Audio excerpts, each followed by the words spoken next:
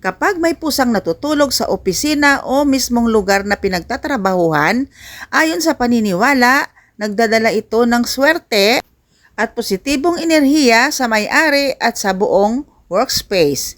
Sinasabing ang pusa ay likas na sumisipsip ng negatibong vibes, stress, inggit at malas, lalo na sa mga lugar na puno ng pagod at pressure gaya ng opisina.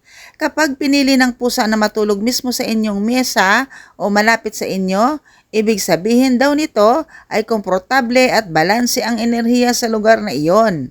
Sa mga paniniwala, ang ganitong senyales ay nagbubukas ng oportunidad, mas maayos na trabaho, dagdag kita at mas malinaw na pag-iisip sa mga desisyon. Kaya kung may pusang biglang tumira at natulog sa inyong opisina, huwag itaboy. Baka hindi lang siya nagpapahinga, dala niya ang swerte na hinihintay nyo.